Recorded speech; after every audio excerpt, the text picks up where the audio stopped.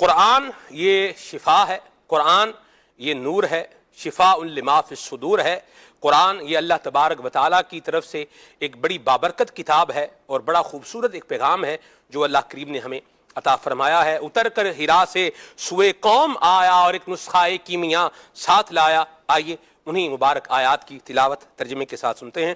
صلو علی الحبیب صلی اللہ تعالی علی محمد۔ اعوذ باللہ من الشیطان الرجیم۔ اللہ کی پناہ مانگتا ہوں میں شیطان مردود سے۔ بسم اللہ الرحمن الرحیم۔ اللہ کے نام سے شروع جو نہایت مہربان رحمت والا ہے۔ فاذکرونی اذکرکم واشکروا لی ولا تکفرون۔ اللہ جل مجدہ الکریم نے ارشاد فرمایا تم مجھے یاد کرو میں تمہیں یاد کروں گا اور میرا شکر ادا کرو اور میری ناشکری نہ کرو۔ آسان ترجمہ قرآن کنز العرفان آپ نے سماعت فرمایا ہے۔ آئیے اب اس آیت مبارکہ آیت نمبر 152 کی تفسیر تعلیم القرآن سماعت فرمائیے۔ ارشاد فرمایا ہے اس آیت مبارکہ کی تفسیر میں حضرت شیخ الحدیث و تفسیر حضرت مولانا مفتی محمد قاسم صاحب نے فرماتے ہیں کہ ذکر نعمت کے بعد یاد الہی کی ترغیب، نعمت پر شکر کرنے اور ناشکری سے بچنے کا حکم دیتے ہوئے ارشاد فرمایا کہ تم نماز اور تسبیح اور استغفار کے ذریعے مجھے یاد کرو، میں مغفرت، نعمت اور اپنا قرب عطا فرمانے کی صورت میں تمہیں یاد کروں گا، اور اطاعت و عبادت کے ذریعے میری عطا کردہ نعمتوں پر میرا شکر ادا کرو اور گناہ و نافرمانی کر کے میری ناشکری نہ کرو۔ بخاری شریف میں ہے کہ اللہ تعالیٰ ارشاد فرماتا ہے کہ جب میرا بندہ میرا ذکر کرتا ہے تو میں اس کے ساتھ ہوتا ہوں، اگر بندہ مجھے دل میں یاد کرتا ہے تو میں بھی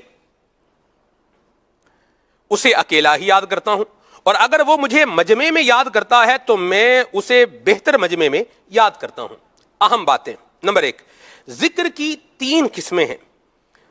زبانی، زبان سے ذکر کرنا جیسے حمد، ثناء اور تسبیح و استغفار اور واعظ و نصیحت اور نیکی کی دعوت بھی اسی میں شامل ہے۔ قلبی، جسے جیسے اللہ کریم کی نعمتوں اور اس کی عظیم شانوں کے مظاہر اور دلائل میں غور و فکر کرنا، علماء کرام کا شرعی مسائل پر غور و خوض کرنا بھی اس ذکر میں داخل ہے۔ اعضائے بدن کے ساتھ، جیسے اعضاء سے قیام، رکوع، سجدہ، طواف وغیرہ عبادات کرنا اور اعضاء کو اطاعت الہی میں استعمال کرنا اور انہیں نافرمانی سے بچانا، یہ اعضاء کے ساتھ اللہ تعالیٰ کا ذکر کہلاتا ہے۔ قرآن و حدیث میں بیان کردہ عمومی فضائل اور ذکر کی تمام قسمیں اس کے اندر شامل ہیں۔ نمبر 2، شکر کا مطلب ہے کہ کسی کے احسان اور نعمت کی وجہ سے زبان، دل یا اعضاء کے ساتھ اس کی تعظیم کی جائے۔ نمبر 3، جب کفر کا لفظ شکر کے مقابلے میں آئے تو اس کا معنی ناشکری ہوتا ہے، اور جب اسلام یا ایمان کے مقابلے میں ہو تو اس کا معنی بے ایمانی ہوتا ہے۔ یہاں آیت میں کفر سے مراد ناشکری ہے کہ میرا شکر ادا کرو، ناشکری نہ کرو۔ یا ایھا الذین آمنوا استعینوا بالصبر والصلاۃ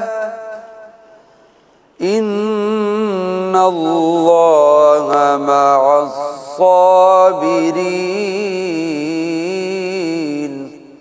آیت مبارکہ کا آسان ترجمہ قرآن کنز العرفان، اے ایمان والو صبر اور نماز سے مدد مانگو، بے شک اللہ صابروں کے ساتھ ہے۔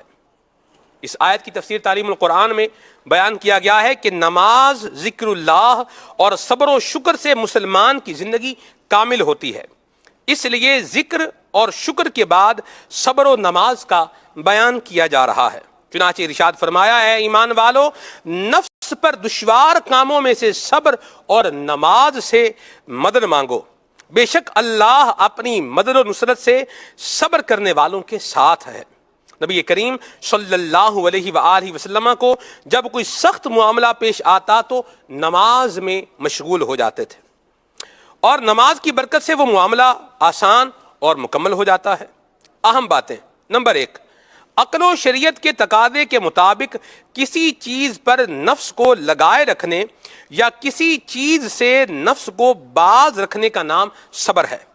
نمبر 2، صبر سے مدد لینا یہ ہے کہ عبادات کی ادائیگی اور گناہوں سے رکنے اور نفسانی خواہشات کو پورا نہ کرنے پر خود کو ثابت قدم رکھا جائے اور مصیبت پر واویلا کرنے سے بچا جائے۔ چونکہ نماز تمام عبادات کی اصل، اہل ایمان کی معراج اور صبر کرنے میں بہترین معاون یعنی مددگار ہے، اس لیے اس سے بھی مدد طلب کرنے کا حکم دیا گیا ہے۔ ان دونوں کا خصوصی ذکر اس لیے کیا گیا ہے کہ بدن پر باطنی اعمال میں سب سے سخت صبر اور ظاہری اعمال میں سب سے مشکل نماز ہے۔ نمبر 3، صبر اور نماز سے مدد طلب کرنے کا مطلب ہے کہ انہیں وسیلہ بناؤ، اور بارگاہ خداوندی میں وسیلہ بنانا عمدہ عمل ہے، خواہ نیک اعمال کے ذریعے ہو یا بندوں کے ذریعے۔ اس سے درس کیا ملتا ہے کہ نماز کی پوری برکتیں تبھی ملتی ہیں جب اسے ظاہری اور باطنی آداب اور خشوع و خضوع کے ساتھ ادا کیا جائے۔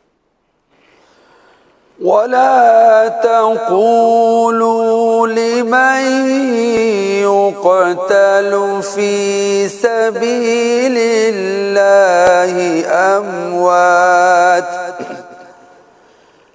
بل أحياء ولكن لا تشعرون۔